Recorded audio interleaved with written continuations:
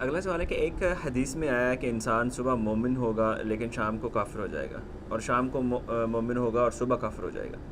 اس حدیث کی صحت سے متعلق بتائیں، اور اگر حدیث صحیح ہے تو اس کی تشریح کریں۔ حدیث تو صحیح ہے، صحیح بخاری میں بھی ہے، مسلم میں بھی کتاب الفتن چیپٹر میں موجود ہے کہ نبی علیہ السلام نے فرمایا کہ فتنوں کا ایسا دور دورے گا کہ کئی انسان ایسے بھی ہوں گے وہ قبر کے پاس کھڑے ہو کے کہیں گے کہ کاش اس مردے کی جگہ آج ہم قبر میں ہوتے تو ہم ان فتنوں سے نہ گزرتے۔ اور ان فتنوں میں جو ہے وہ انسان صبح کے وقت مومن اٹھے گا، شام کے وقت کافر ہو جائے گا، شام کو مومن ہوگا، صبح کے وقت وہ کافر اٹھے گا۔ اور ان فتنوں میں جو ہے وہ چلنے والے سے جو یعنی جو رکنے والا ہے وہ بہتر ہوگا، اور اس سے بھی جو بیٹھنے والا ہے وہ بہتر ہوگا، یعنی جو جتنا وائڈ کرے گا۔ اور بخاری مسلم میں الفاظ ہیں کہ ایمان بچانا ایسے ہوگا جیسا کہ ہتھیلی پہ انگارہ رکھنا۔ ہتھیلی پہ انگارہ رکھتے ہیں تو ہتھیلی جلتی ہے، اور اگر اس کو یوں کر کے جھٹک دیتے ہیں تو انگارہ نیچے گر کے بجھ جائے گا، یعنی ایمان ختم ہو جائے گا۔ یعنی ایمان کی حفاظت اتنا مشکل ہے جتنا اس انگارے کو، یعنی جس طرح انگارہ رکھنا ہتھیلی پہ تکلیف دے، اس طرح ایمان رکھنا تکلیف دہ ہوگا، لیکن ہم نکال بھی نہیں سکتے، ایمان ضرورت ہے۔ تو ان حدیثوں کی تشریحات مختلف لوگوں نے مختلف کی ہیں۔ بعض لوگ کہتے ہیں صحیح مسلم میں حدیث ہے 246 کہ بندے کے کفر اور شرک اور اسلام کے درمیان فرق نماز ہے۔ تو وہ تو اس پہ فٹ نہیں ہوتی، اس لیے کہ جو نماز نہیں پڑھ رہا وہ صبح بھی نہیں پڑھ رہا تھا، شام کو بھی نہیں پڑھ رہا۔ ایسا تو نہیں ہے کہ شام کو بے نمازی سوتا ہے اور صبح اٹھ کے بے نمازی ہو جاتا ہے۔ شام کو بھی بے نمازی سوتا ہے، صبح اٹھ کے بھی بے نمازی ہوتا ہے، اللہ یہ کہ کہیں نماز شروع کر دے، اس پہ بھی فٹ نہیں ہوتی۔ یہ قرب قیامت کے بارے میں ضرور فٹ ہوتی ہے کہ جب ایمان کی حفاظت مشکل ہو جائے گی، دجال آ جائے گا، اس کے ماتھے پہ کافر لکھا ہوگا، لیکن کافر کٹھا نہیں، کاف الف فا را لکھا ہوگا، لوگ اس کی بھی تعویل ہی کر لیں گے، تو مومن ہی ہوں گے جو اس پہ بھی ایمان لے آئیں گے اور کفر اختیار کر لیں گے، اور کئی مومن ہیں جن کو اللہ تعالیٰ ان کے فتنے سے بچا لے گا۔ صحیح مسلم میں حدیث ہے کہ جو شخص سورہ الکہف کی پہلی 10 آیات یاد کر لے وہ دجال کے فتنے سے بچ جائے گا۔ یہ روزانہ ایک دفعہ پڑھ لیا کرے تو یاد ہو جائے گی۔ الحمدللہ الذی انزل علی عبدہ الکتاب سے لے کے ربنا آتنا من لدنک رحمۃ وہیئ لنا من امرنا رشدا تک۔ وہ فتنہ بہت بڑا فتنہ ہوگا۔ صحیح بخاری مسلم میں حدیث ہے کہ حضرت آدم سے لے کے قیامت تک دجال سے بڑا کوئی فتنہ نہیں آیا، اور کوئی نبی ایسا نہیں جو اپنی امت کو دجال کے فتنے سے آگاہ نہ کر کے گیا ہو۔ میں نے دجال کے اوپر پورا لیکچر دیا ہے، مسئلہ 133، ساری دجال سے ریلیٹڈ احادیث آلموسٹ سوائے چاند ایک کے بخاری مسلم سے میں نے کور کی ہے۔ تو اس زمانے کے لیے ہے کہ وہ ظاہر ہے دجال پہ لوگ ایمان لے آئیں گے، اللہ تعالیٰ اس کو ایسی یعنی صلاحیت دے گا، لیکن ظاہر ہے وہ آزمائش کے لیے ہوگی۔ زمین سے سبزہ اگائے گا، آسمان سے بارش برسائے گا، ایک مؤمن کھڑا ہو جائے گا کوئی علمی کتابی قسم کا، میں ثابت کروں گا علمی کتابی ہوگا، وہ کہے گا تو دجال ہے، وہ کہے گا میں رب ہوں مجھے رب مانو، وہ کہے گا میرا رب تو کانا نہیں تو کانا ہے، وہ کہے گا دیکھو میں سبزہ اگا رہا ہوں، میں بارش برسا رہا ہوں، یہ اللہ کی کوالٹیز ہیں، مجھے رب مانو۔ وہ کہے گا نہیں، مجھے میرے نبی کی حدیث پہنچی ہے کہ تو دجال ہے۔ تو یہ کون ہوگا؟ کارنامے اور کرتب دیکھ کے موندے ہو جانے والے اور علمی کتابی، حدیث تو علمی کتابی بات ہے نا، وہ دیکھ کے بھی نہیں مانے گا، وہ کہے گا کہ اچھا نبی علیہ السلام فرماتے ہیں اس کے ساتھ آگ بھی ہوگی اور جنت بھی ہوگی، وہ آگ دراصل جنت ہوگی اور جو جنت ہے وہ اصل میں دوزخ ہوگی، اپنے ماننے والوں کو وہ جنت میں پھینک رہا ہوگا، اصل میں وہ دوزخ میں جا رہے ہوں گے، اور دوسروں کو وہ آگ میں پھینک رہا ہوگا، وہ جنت میں جا رہے ہوں گے، دنیا سے تو خیر چلے جائیں گے۔ تو نبی صلی اللہ علیہ وآلہ وسلم فرماتے ہیں، بخاری مسلم کے الفاظ ہیں، ایک مؤمن کھڑا ہوگا اور کوئی کہے گا تو دجال ہے، وہ کہے گا میں اتنے کرتب کروں مجھے مانو، کہے گا میں نہیں مانتا، مجھے نبی کی حدیث پہنچی ہے۔ تو وہ بھرے مجمع میں اس کو قتل کر کے اس کے سر پہ آرا چلا کے اس کے جسم کے 2 ٹکڑے کر دے گا، ایک ٹکڑا اس طرف اور ایک اس طرف، اور پھر اس کے درمیان چلے گا، یہ انشور کرنے کے لیے کہ واقعی میں نے 2 ٹکڑے کیے ہیں، نظر کا دھوکہ نہیں ہے۔ تو سر پھر سارے بزرگوں کو ماننے والے تو کہیں گے سر تھوڑے جا تو پھر کوئی نہیں، آج دے شیخ افضل قادر جیلانی ہی تو سی ہو، حالانکہ وہ بھی جھوٹ ہے، انہوں نے بھی کہڑا مردہ زندہ کیتا ہے۔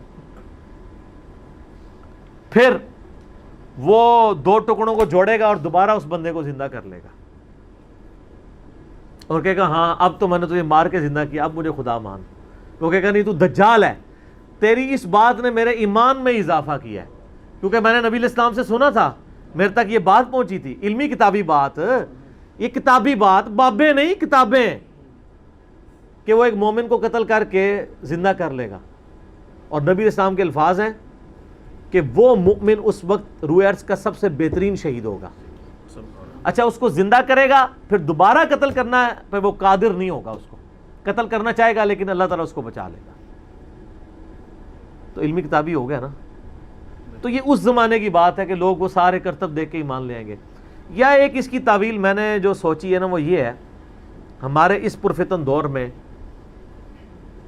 جس تکلیف سے مسلمان گزر رہے ہیں، خصوصاً اینٹی اسٹیٹ ایکٹیویٹیز اور مسلمانوں کو قتل کرنا لسانیت کی بنیاد پہ، پولیٹکس کی بنیاد پہ، یا مذہبی اختلافات فرقہ وارانہ کی بنیاد پہ، یہ بھی اسی کیٹیگری میں فال کرتا ہے کہ ایک شخص صبح کے وقت اس حال میں اٹھا ہے کہ وہ اپنے مسلمان بھائی کے قتل کو حرام سمجھتا ہے، لیکن کوئی مولوی، کوئی جہادی تنظیم اس کی ایسی برین واشنگ کرتی ہے کہ شام کے وقت وہ کسی مسجد پہ، امام بارگاہ پہ بم پھاڑنے کے لیے تیار ہو جاتا ہے۔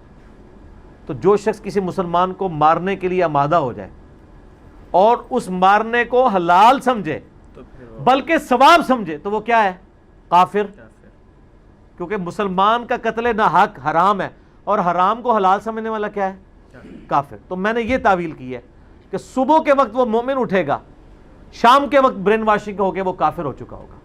شام کو مومن تھا، صبح کے وقت، رات کے وقت وہ کہیں اس کو برین واشنگ کی انہوں نے، صبح کے وقت وہ کسی پہ مسلمان کے قتل پہ آمادہ ہو گیا اور قتل جیسے بڑے گناہ کو حلال سمجھ لیا، کافر ہو گیا۔ سو نبی داؤد میں حدیث ہے کہ نبی صلی اللہ علیہ وآلہ وسلم نے فرمایا اللہ تعالیٰ یا تو شرک کو معاف نہیں کرے گا یا کسی مؤمن کو ناحق قتل کیا گیا اس گناہ کو معاف نہیں کرے گا، باقی ہر گناہ معاف کر دے گا۔ لہٰذا یہ جو قرآن کی آیت ہے نا، آیت نمبر 48 اور 116 سورہ نساء کی، ان اللہ لا یغفر ان یشرک بہ ویغفر ما دون ذلک لمن یشاء، اللہ شرک کو معاف نہیں کرے گا، اس کے علاوہ ہر گناہ جس کے لیے چاہے گا معاف کر دے گا، مگر جس کے لیے چاہے گا۔ تو اس میں اشارہ ملتا ہے کہ شرک کے علاوہ بھی کوئی ایسے گناہ ہیں جو کسی کے لیے معاف نہیں ہوں گے، اور وہ نبی علیہ السلام نے فرما دیا قتل ناحق ہے، کیونکہ قتل ناحق کفر ہے۔ آپ مومن کے قتل کو حلال سمجھے ہوئے، سورہ نساء میں بھی ہے، میرا مسئلہ 28 پورا ریکارڈڈ ہے کہ جس نے کسی مومن کو ناحق قتل کیا اس کی جزا ہمیشہ کے لیے دوزخ ہے، ہمیشہ کے لیے، کیونکہ اس نے حلال سمجھ لیا نا اس کو، حرام کو حلال۔ ایک بندہ زانی ہے، گناہگار ہے، لیکن ایک زنا کو کہتا ہے میں حلال سمجھتا ہوں، وہ کافر ہے۔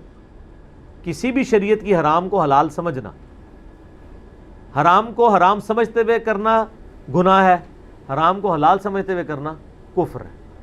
تو بڑا سینسٹیو معاملہ ہے۔ تو یہ بھی پرفتن دور میں ہو سکتا ہے۔ اس کو سپورٹیو وہ بخاری مسلم میں حدیث ہے کہ نبی علیہ السلام نے فرمایا قیامت کے قریب حرج عام ہو جائے گا۔ صحابہ نے کہا حرج کیا ہے؟ تو فرمایا کہ قتل، خون ریزی۔ قاتل کو نہیں پتا ہوگا کہ وہ کیوں مار رہا ہے، اور مقتول کو نہیں پتا ہوگا کہ مجھے کیوں قتل کیا جا رہا ہے۔ سر جو لوگ مسجد میں نماز پڑھنے گئے ہیں یا امام بارگاہ میں گئے ہیں یا کسی جلسے جلوس میں گئے ہیں، ان بیچاروں کو تو پتہ ہی نہیں تھا کہ ہمیں کیوں مارا جا رہا ہے، اور جو مارنے والا ہے اس کو بھی نہیں پتا میں کیوں مار رہا ہوں، اس کی بھی برین واشنگ ہوئی ہوئی ہے۔ تو یہ بہت خطرناک معاملہ ہے۔ تو میرے خیال میں کہ یہ حدیث جو قرب قیامت میں صبح مومن اور شام کو کافر، وہ اس طرح کے ایونٹس کے اوپر فٹ بیٹھتی ہے۔ لہٰذا کوئی اگر اس چنگل میں پھنسا ہوا ہے تو وہ اپنی اصلاح کے لیے کوشش کرے۔ 2008-9 کی بات ہے، میں ایک مسجد میں تھا تو وہاں مجھے ایک بندہ ملا، وہ تو مجھے بتانے لگا، وہ کہتا ہے میں نے تو باقاعدہ خودکش یعنی جیکٹ بھی پہن لی تھی، پورا ارادہ کر لیا تھا۔ یہ ان دنوں کی بات کر رہا ہوں جب یہ بہت چیزیں عام تھیں، یعنی یہ ضرب عضب سے بہت پہلے کی بات کر رہا ہوں۔ تو پھر کہہ رہا ہے کہ مجھے اللہ نے ہدایت دی ہے اور چیزیں مجھے سمجھ آئی ہیں، لیکن اس وقت تو کہتا ہے میری مت ماری گئی تھی، تو مجھے کہیں پہ بھی پھینکتے تو میں نے کام کر لینا تھا۔ تو یہ جناب برین واشنگ بڑی بری چیز ہے۔ اللہ تعالیٰ مسلمانوں کو مسلمانوں کے شر سے پہلے نمبر پہ بچائے اور کافروں کے شر سے دوسرے نمبر پہ بچائے.